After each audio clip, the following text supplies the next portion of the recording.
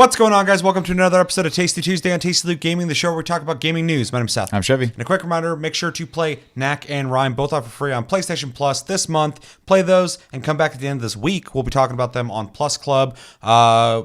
We'll let you know what we thought of them. Let us know what you thought of them. And also at the end of this week, we'll be talking about our game of the month, which was Ark Survival Evolved. You guys know what it is. We played it, and we're going to be talking about that as well. We got 2 shows coming out at the end of this week. So make sure to play those games, come back, and have a conversation with us about them. But yeah, with that, we have 4 bits of news. So let's get into it. So on March 2nd for Xbox One, the remastered versions of TUROK and TUROK 2 Seeds of Evil are going to be released. If you're unfamiliar with the titles, they are first-person shooters that came out on the Nintendo 64 that were themed basically around shooting dinosaurs, is the simplest way to put it. Came out right around the time like GoldenEye and stuff did, so yeah. Right in the boom of shooters during that time. So if you have a PC and you wanted to try them now, or if you don't mind waiting till March 2nd, those remasters are going to be there and are there. So the company behind it is Night Dive Studios. They're also behind System Shock Remaster, and these games are likely going to be based on the 2015 PC remaster, just being brought to the console. What do we think about getting these on Xbox One? And essentially, what do we think about them probably just being the PC ports? I think it's cool. It's something that I guess adds exclusivity to Xbox as opposed to PS4. Obviously, it's on PC. I'm curious to see if it's going to be the exact same as the PC ones. It would be smart for them to do that. It'd be cool if they did something different or at least enhanced it even further. I never played them on PC. I played the originals. I'm actually a huge fan of them, as a lot of people our age are, and people who might have played them. They're really fun games. I'd love for them to make a new one. So this is something that might maybe test the waters to see if people might want another one. Although it's been on PC, so I don't know what the reception there has been. I'm excited to try it. If it's fairly priced, I'd probably pick it up. It'd be pretty cool to play it on a controller again, because if you guys remember, or if you didn't play it, TUROK's controls were fucking insane. Like, they're really fucking weird. On the 64, they only had one analog.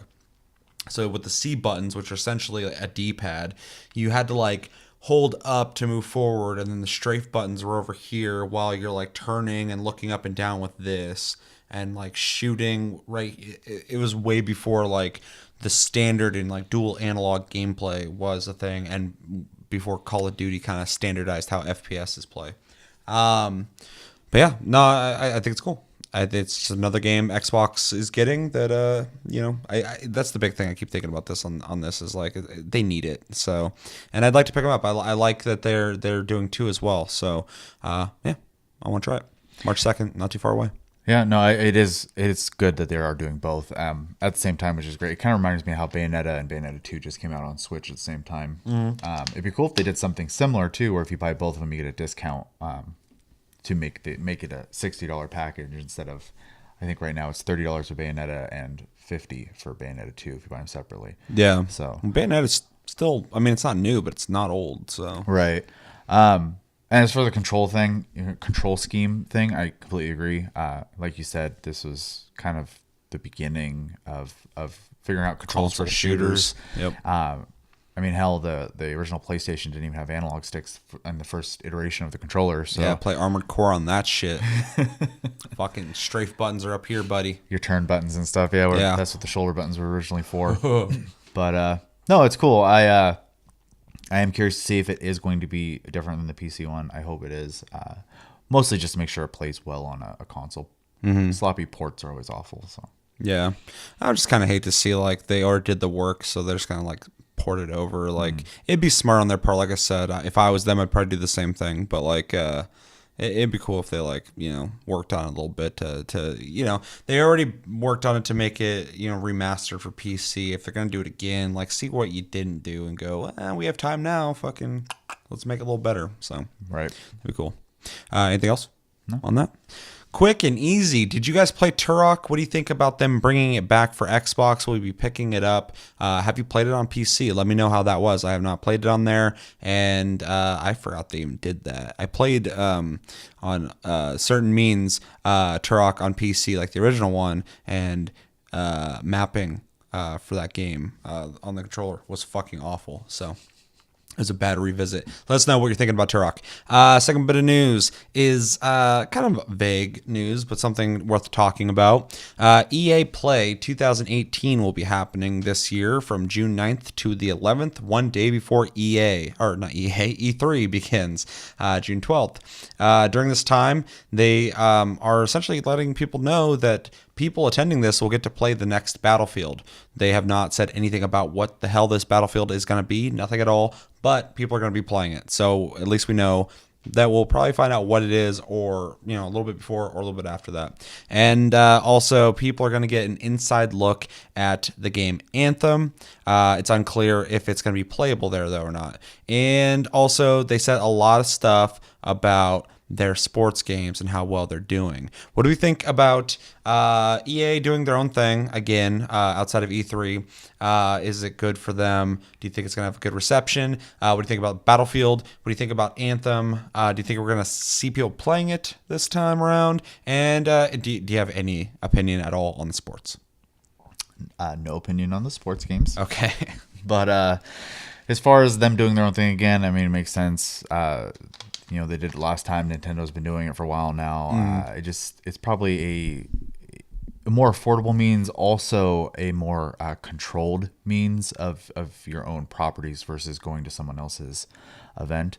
I just hope they don't do like last year where they were showing off, I think it was Battlefront, and they had all the people on the table in the middle of the conference like playing it or whatever.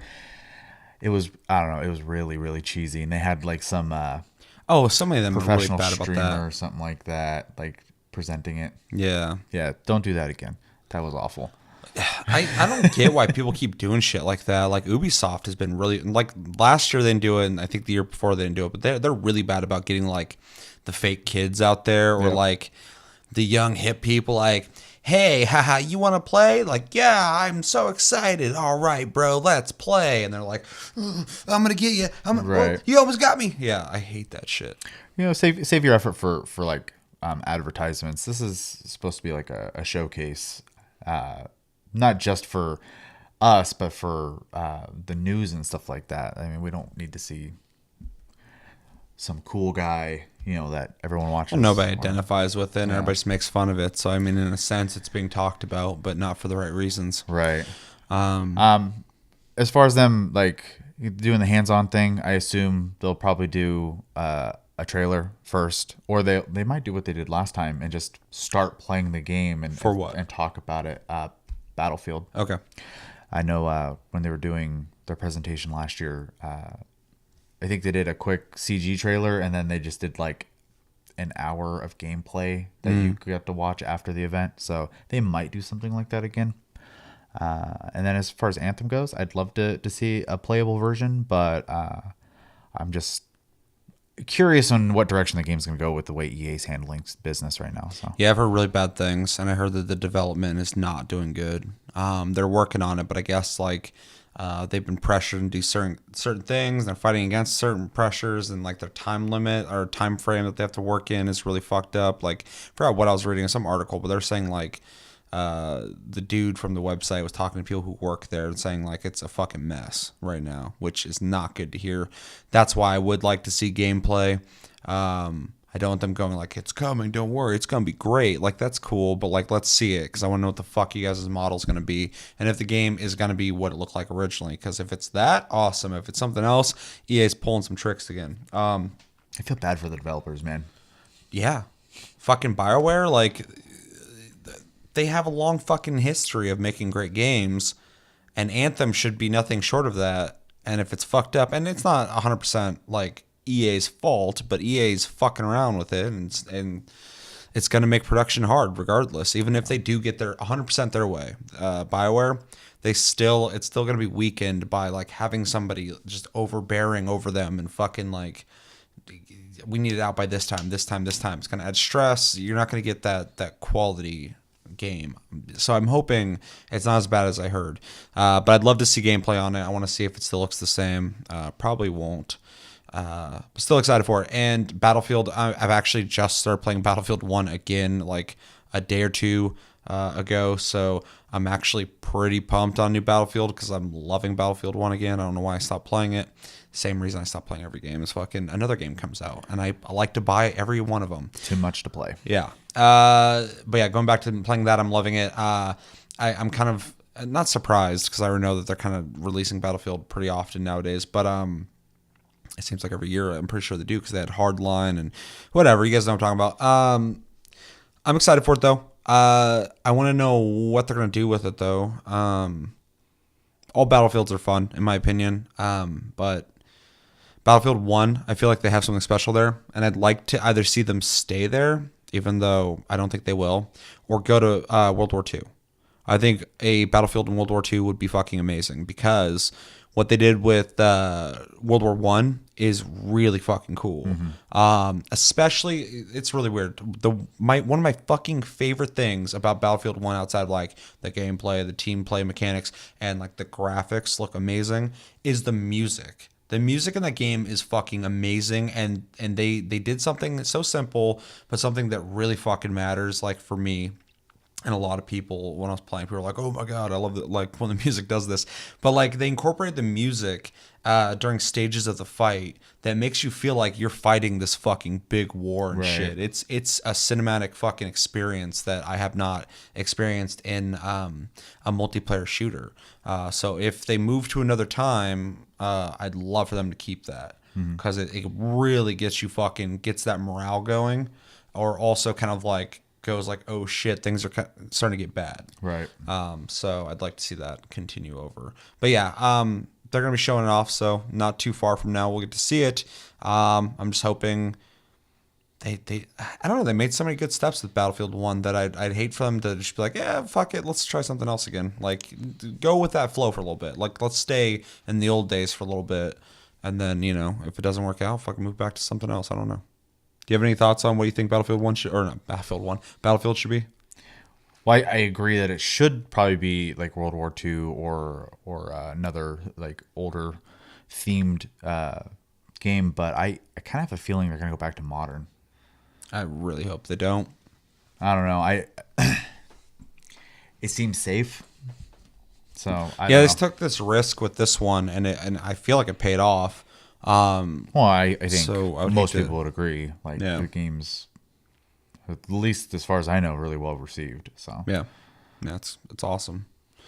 If they go back, I don't mind. I like the other Battlefields. I just feel like this one has such a gravitas to the gameplay and everything. Like this one is like Battlefield 4 was Battlefield 3.5, and that's not a complaint, but it was a little more enhanced, new maps. Battlefield 3. Hardline was a neat game, but they didn't quite nail it. Battlefield 1 feels like a true fucking sequel. It's better looking. There's like more animations. There's like a whole new feeling to certain aspects of the game. The scale is just huge. It always has been in Battlefield, but like it just feels like a true successor to the prior games. So I would hate to see them like, I don't know, just kind of go back to like the Battlefield 3-4 thing. Yeah. So, but if they do, I'll still play it. I'll still buy it. Fuck it. I don't care. Anything else? Nope. All right. There have been news.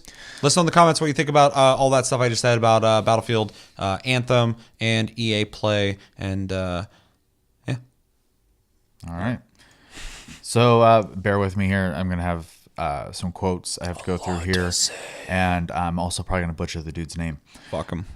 So after the school shooting in Parkland, Florida, Rhode Island Representative Robert Nardolio has proposed legislation to add extra tax on violent games. This would put an additional 10% tax on said games on top of the state's existing 7% tax. Making games $70. Yes. So some of the quotes he had were the revenue from this tax would be put into a special account to be dispersed to school districts for the purpose of funding counseling, mental health programs, and other conflict resolution activities. Our goal is to make every school in Rhode Island a safe and calm place for students to learn. By offering children resources to manage their aggression today, we can ensure a more peaceful tomorrow. He went on to say, without citing specific studies or data, there is evidence that children exposed to violent video games at a young age tend to act more aggressively than those who are not. This bill would give schools the additional resources needed to help students. How do we feel about essentially what he's saying when it comes to violent video games affecting children and the way he's handling this whole situation? So it's just that old bullshit coming back up. The video games make you violent. I mean, we squashed that a long time ago. It's not a thing. There's no evidence for it. There's a bunch of studies out there that say the contrary, that they actually help people in a lot of ways. So that's fucking stupid. The thing that really bothers me about this dude is exploiting a fucking horrible situation to change, tax laws in his state. I think it's fucking shameless and kind of gross. I can appreciate that what he's saying is we want to help kids with the money we're making off this. We don't know if that's what's going to happen. We don't know how effective that would be. And we shouldn't be fucking punishing a group of people that have nothing to do with that fucking shooting and make them pay for that. That makes no sense. Yeah. They think they're going to thwart fucking violence by taxing people more money and a specific group of people more money who have nothing to do with it. It's rushed. It's not fucking well thought out. It's based off of bullshit mentalities from the 90s. It's not a good plan. It's literally punishing people. And we don't know where that money's actually going to go to, or how much of it's actually going to go to whatever the fuck this loose terminology is of helping mental health. Well, there's a lot of ways you could be doing that, or a lot of ways you're saying you're doing that. I don't trust it. It's bullshit. Yeah, I think it's just kind of fucking this early on. It's fucking disgusting. This isn't a political show in any way, so I'm not going to get into the politics of things. But everyone can agree what happened was fucking awful, and there obviously is an issue that needs to be dealt with. This is not the way to do it. This isn't helping anybody. This is fucking stupid, and this argument's old and stupid. The only things I really have to add to that, because I agree wholeheartedly, is the systems in which he is mentioning, I think, are great ideas. The means in which he is trying to accomplish those are, like you said, punishing a very specific group of people. If you want to do something like this, which I don't think many people would be opposed to, find a different way that isn't targeting a specific demographic of people. Make it a more open, universal taxing, like increase your fucking sales tax another like 0.5%. You'll still be able to make a huge amount of profit from a larger pool of people. And if it shows in there that the reason for that money is for that, hopefully with more information, you could possibly get people on board to do that. Now, not everyone's, you're gonna have people regardless who are gonna be like, I don't want to pay extra taxes no matter what. But you're trying to tell people to pay an extra 10% towards a small demographic versus like maybe, like I said before, 0.5% or even 0.25% to a larger population. You could get more people to pay a tax on something else than video games. And sorry, I cut you off. Well, I mean, I was pretty much at the end of it anyways. That's mostly what I'm saying is the targeting aspect is really shitty. And it could be handled in such a different way. It is very blatant that there's an agenda there that he's after. Well, that's the thing. That's actually what I meant to say when I started thinking about how I cut you off. So I apologize for that. But that's the thing's bullshit, is because they could do some other kind of taxes with something else, or open up some kind of like charity that people within that state can pay towards, because people are fucking giving. That can help with shit like that. But when he's targeting those specific people, he's banking on that people are just going to go, he's right. I don't play video games much, but they sure do shoot a lot of people in those games. And I heard back in 1996 that they make kids violent, and that's why Columbine happened. So, yeah, he's right. It's just an easy way for him to fucking implement new taxes. Yeah. It's bullshit. It's sneaky as fuck. You can't do sneaky shit like that and then think, like, that's why I'm annoyed. It's like, it's not even a good argument. He's just like, I've heard that this thing's bad. Let's tax those people. With no sources. Yeah. Yeah, or data. Bring up some studies, motherfucker. Where are they at? You don't have them. We're over this. We've been over this shit for fucking ever. Like, this is old fucking news. Yeah. Ugh. Do you think that's going to pass? I don't know Rhode Island, man. So that's hard Small. to say. It's a small place, small It state. is. It's like this big. But I mean, we live in Washington, and the mentality here versus there, I mean, I don't know. This shit wouldn't pass here. No. Unless someone got into the liberal agenda and made everybody feel fucking bad about it. You shouldn't be doing this. You don't care about the kids. Specifically in King County, but yeah. Yeah. Yeah. Do we have anything else to say on this? I mean, I think it's pretty fucking...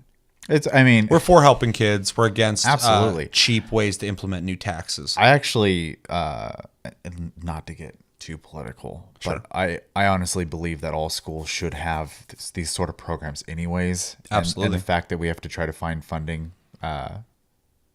or at least all of a sudden express interest in this kind of shit, it's irritating. Yeah, So. that's bullshit. It's disingenuous. It seems like a good cause, but it's disingenuous and it's backed by bullshit. Yeah. You can't look at one aspect of it and go, you know what, they're onto something. Maybe we should be looking into mental health with kids. Absolutely, we all agree on that. But fucking that they're being disingenuous is a huge fucking red flag. It's a telltale sign that fucking they're trying to pass some shit by just targeting something without evidence, without no fucking studies. It's not a good way to go. Yeah, and as far as I thought all schools had counseling. Mental health programs, obviously, I don't believe are in most schools, and they should be, because even as adults, I think everyone should have mental health checkups. It's kind of an important thing. Yeah, no, I think that should be fucking everybody getting checked for that. Conflict resolution activities is super vague. So, I don't know. Well, everything they just mentioned, they already do in schools to a certain extent. Like, if you cause problems in a school, you're going to have to go talk to the principal, or you're going to have to talk to the counselor. Now, counselors in schools, I don't know how they are now, but when I was in school, which was fucking a little bit ago, they're pretty much just people there to be HR for kids in schools. They're not, like, fucking trained to, like... people who are trying to help you through certain things. They're there, you can talk to them or whatever, but they're going to connect you with someone else. So I mean, like, if they were to implement some way of like having better ways to find people who are having issues and actually console them and work with them to fix these things, that's great. But they're already doing what this vague terminology is saying, so they can just get by with doing what the fuck they're already doing. Yeah, or even just like, be like, hey, here's this thing that I think, or this person I think you should go see, blah, blah, blah, type of thing. It doesn't even necessarily have to be in the schools. The school doesn't have to pay for it, but they should at least have the tools to put the child or individual in the right direction. So, or if you care so much, fucking, what was Gorgonzola, what was his name? Fucking Robert, whatever the hell. Nardo. Fucking, if you're so worried about the kids, man, get some volunteers to come in and help counsel kids. I mean, there's so many ways you could do this without fucking going, hey, you play video games, give me more money. Yep. You like those video games? Well, fucking, that's a taxable thing. You should give me more money. Movies and all that shit, fuck that, that's fine. But you play video games, I don't do that, so I'm not getting punished. You give me money. It's bullshit. It's reminiscent of our sin taxes here in yeah, Washington, that's a wider scale thing, though. I Yeah. mean, like, that's also affecting health and a bunch of shit. That's even though somebody could argue sitting on your ass all day, but that's case by case basis. Anyway, we got on that? Yeah, I think so. Okay. I think if we talk too much, we're gonna start changing the tone of the channel. So Yeah. Let us know in the comments. What do you think about Rhode Island's specific plans? Do you think there's merit there? Do you think there's a reason for them to be able to do that? Do you think it would work? What do you think about taxing games in general? And just let me know your overall thoughts on the whole thing. Last bit of news is not necessarily, I mean, it's news to us, but it's a video. We're going to be watching Tactical Potatoes breakdown of DevStream 107 from DE's DevStream for Warframe. They're going to be talking about Venus's open world, ZA primaries and secondaries, spider tanks, and arcanes. So, I mean, we could sit through and watch the whole dev stream, but I think this is probably the better route to just watch a 6 minutes versus an hour. yeah. So if there's anything that he misses and you want us to watch another video or anything like that, let us know. We pretty much watch anything you guys tell us to watch. So yeah, anything you want to say before we watch this? All right, let's do it.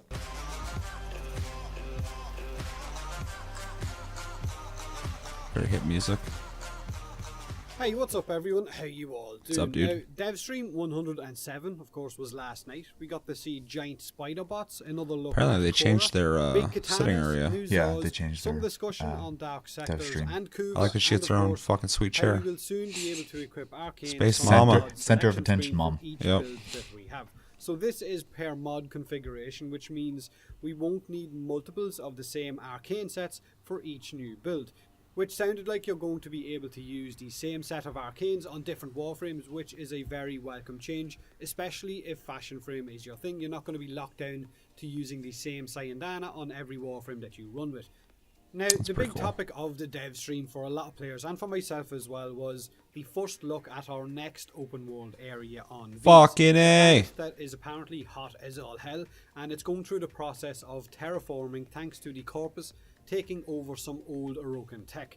Giant orbs are shot I'm so into the excited sky, they're and actually these doing orbs multiple will open create world massive areas. glaciers that then crash down Also on like the they planet make sure to and leave implement rivers lore of every time, coolant too. that get sucked into these weeping towers that then collect all of that coolant and cool the planet down. So it's not water flowing around the surface of Venus, it is this coolant. So maybe there's going to crazy. be something similar to the magnetic procs that we see on the plains of Eidolon. Now, Venus isn't going to have a day and night cycle like what we have on Eidolon right now, but it is going to use glacier storms as a level gating system, and these storms will apparently literally drop glaciers on your head. So it was a hot planet, but now it's a snow-covered planet or an ice-covered planet, and this map apparently is also a lot larger than what we have on Eidolon now as well. Now, aside think the from the reason idea behind that is behind because, Venus and of course its ecosystem, days on how it Venus became are this longer snow-covered than Earth planet, days, they so did it show makes a sense to very have day-night short video cycles. of the Corpus Town Hub, and the biggest talking point in the community right now is that there looked to be a weapons kiosk or a weapons vendor inside that town hub. It had got a banner cool. scrolling across the top of it that showed multiple weapons, so modular primary or secondary weapons, or maybe a mixture of both. Now, modular weapons, of course, are ZA melee weapons for Eidolon, so it's looking like we might have ZA primaries or ZA secondaries coming with Venus. That'd be awesome. Or, like I said, If maybe you could a build mix your own of both guns. Yeah, to oh be yeah. bought off this kiosk. Now, whether it's primary modular weapons or secondary, we don't know yet. Maybe it could be both. Well, I actually know because I seen what it was when I was in Canada for DevStream 100, but I'm not allowed to say it because of NDA. So, nah. Now, we... Thanks, bruh. Fucking childish. Now, we've seen Corpus spider tanks and, of course, Corpus crawlers being shown off by Rebecca as well. Whoa. And they are ranged gross. in the sizes fucking from flying off the small wall. to, what the fuck is that huge thing in the corner? So these are Corpus. God enemies, and damn. it was mentioned as That reminds well me of something out of programmers Halo. Are currently working Yeah. to try and make Yeah, the it big does. guy in the corner walk across the terrain. So probably all of these are going to come That's along cool, with though. Venus as well. I couldn't imagine one of these big huge guys inside one of our Corpus tile sets at the minute. But we'll see hopefully soon enough. Now, endless Kuva missions are on the way. I love as the one well just as fucking spinning off the wall. Kuva being added into the Kuva Fortress tile set, which is going to make a lot of players really happy, especially Man, the the animations rivet are good, rollers, too. the guys Oh, yeah. who have the addiction of rolling ribbons non-stop to try and get the perfect stats.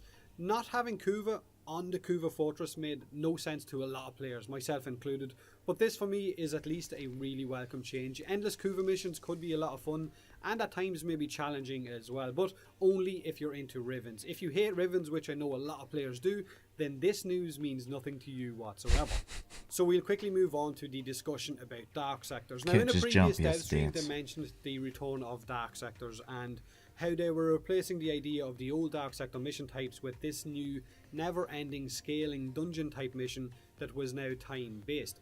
We're now being told that this actually won't happen. It won't be Dark Sectors, and it has evolved into its very own game mode. a time attack challenge mode for veterans to test themselves out with or to try and speed run through. What the rewards are for doing all of this, we still don't know, if there are in fact any. So it's an endless survival mode? Based, I believe which so. means dark sectors, I guess, are on hold again. Now, here's my I take forgot on all this about game dark mode. dark It's something sectors. that Yeah, they I were trying to mentioned retool them. I in a remember them video that talking covered about this making topic a few weeks a ago. challenge mode to It see how could be far really you can fun, get. and it could be really challenging, or it could sounds be like it just another got turned into packed-on its own game thing. mode that no one plays after a month. This totally depends on what rewards they add into it. If it is just in fact leaderboard based and about getting your name up there for EP measuring, then it could be dead within a month, like Lunaro or Flappy Zephyr or Wormius. Rewards that make this never-ending dungeon game mode worthwhile, rewards that make us actually want to play it, because if it's not there, then we're not going to. During the dev stream, we got another look at Octavia's deluxe skin, which I still am not really a fan of. Maybe it'll grow on me, I don't know. Is that we it? got a look at 2 new up-and-coming Zaws, a side assume Zaw so. and of course a Nakana Zaw as Doesn't well. even look like We her. got another look at the 2-handed katana swords, the 2-handed weeb sticks, no dachis or odachis. I don't really care what they're called, they look awesome. So that's basically all of DevStream 107. The link to the whole broadcast, if you want to jump over onto Play Warframe's YouTube channel and check it out, is in this video's description.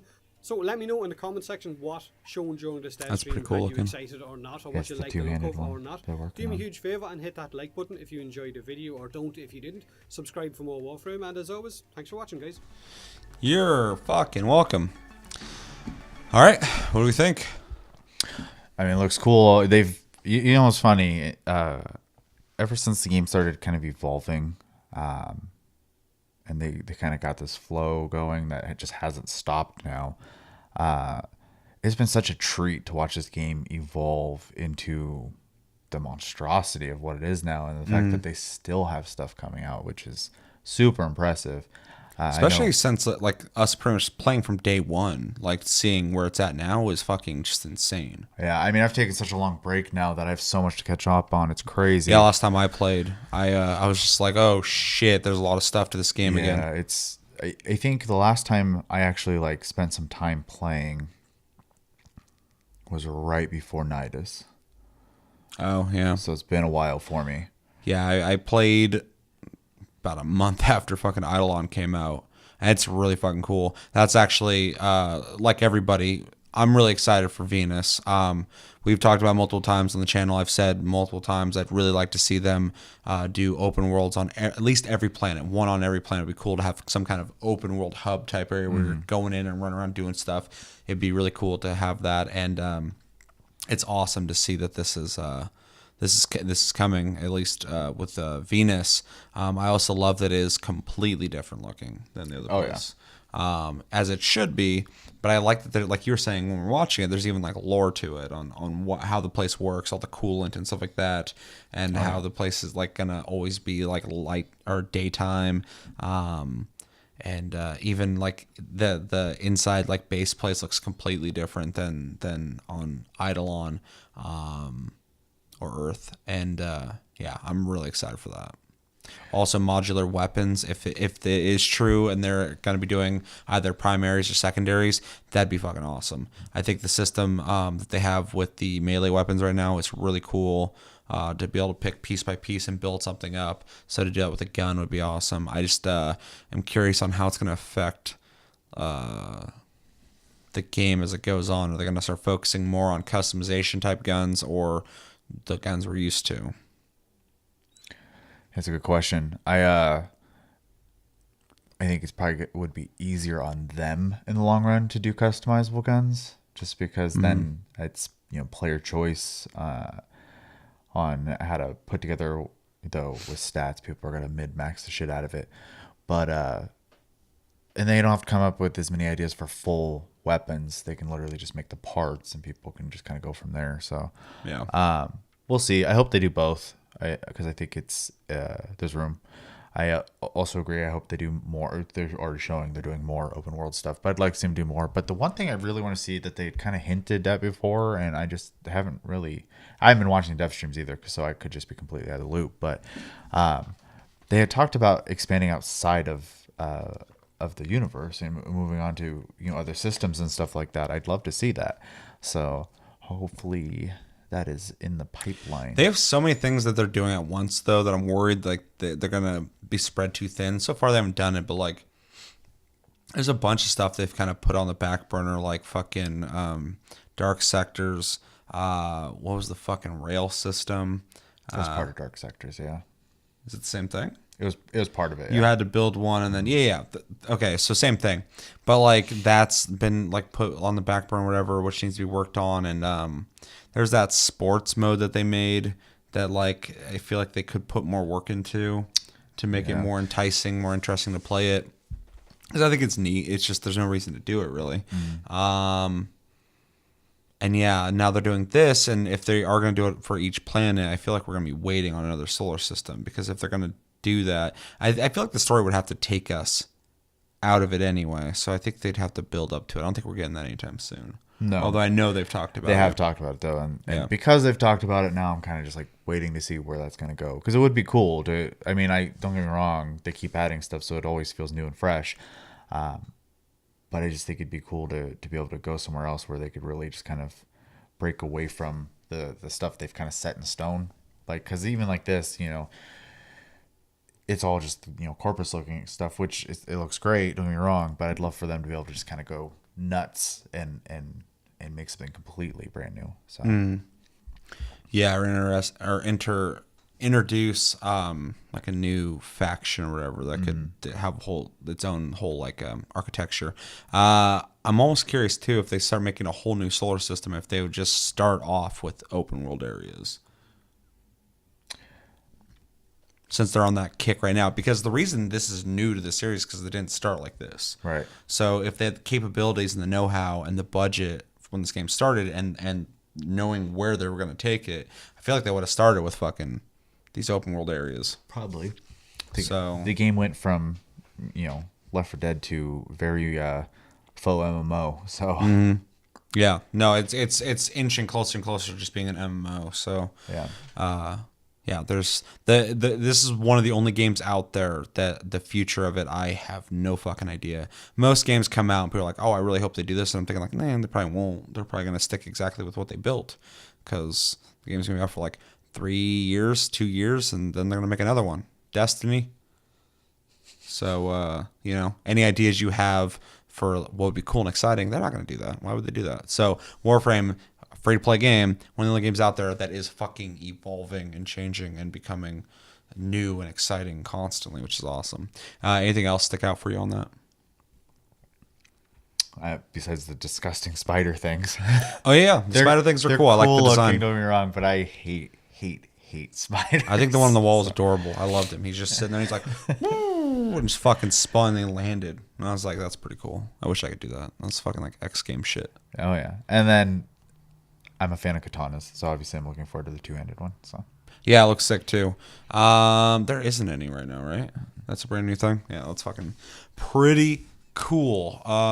It's gonna be exciting to see how it looks too, the way you fight with it, because they have to change the animations and shit. So be closer to being a space samurai instead of a ninja. Yeah. No, I'm fine with that. I like samurais better anyway. Let us know in the comments. What do you think about the Dev Stream 107? What stuck out for you? Is there anything we missed? Anything we should have talked about? And yeah, inform us on stuff, because we didn't watch it. Although I should probably start watching them again. We kind of been taking a break from that. I remember one Tasty Cast we sat and watched the Dev Stream. Yes. So maybe we should do that again sometime. But yeah, let us know. And I think that's going to do it for this episode of Taste Tuesday on Tasty Loot Gaming. As always, thanks for watching. Make sure to like and subscribe. If you enjoyed this episode, make sure to check out our other episodes. Check us out on Tumblr, Twitter, and Facebook at Tasty Loot Gaming. Check out the streams at Twitch. Tasty Senpai, all one word. Make sure to hit follow and the bell for notifications, because people are still not getting those. Really weird.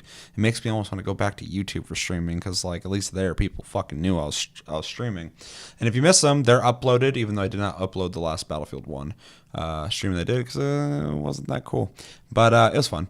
Also, personal thing, I make music for anyone who doesn't know, or anyone that does know. It's under Sleep Division. I just finally finished an album that I've been working on for the last 3 years. It's like 14 songs, whatever. You can go to SoundCloud, Sleep Division. It's down in the down in the description box. And yeah, if you like weird space electronic video game styled music, check it out. It's completely free to listen to the whole thing, and let me know what you think of it. And what else do we have left? My name's Seth. I'm Chevy. Until the next episode, which will be Game of the Month and Plus Club. Have a good week, guys, and take it easy. And don't forget Discord. Join the Discord. We're fucking posting weird shit in there all day, every day. All sorts of different places to reach us down in the description box. So yeah, go down there sometime. Check it out.